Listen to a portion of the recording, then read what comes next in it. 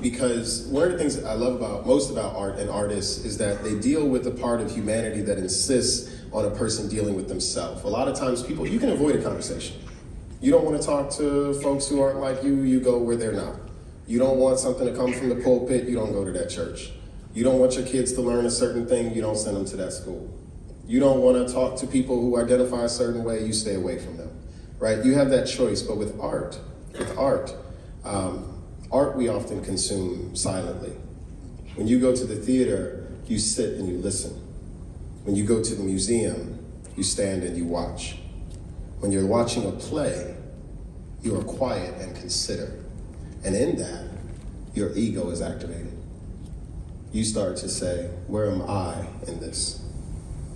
And that is a dynamic opportunity that every artist has, to force a person inside of themselves while having to contend with the intentions of the artist.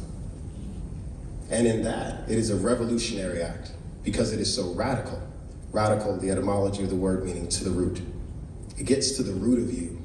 It forces you where you in your very life may avoid a conversation. You may self-segregate yourself. You may insist on your children not going there. You may insist on a pastor not preaching that.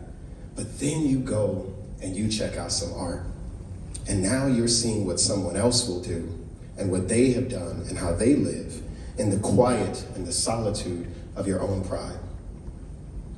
And then you might just deal with this little thing that creates so much change in our world, humility. Because art often sparks curiosity. How did they do that? How did they think that? Why don't I know that? That's the power of art.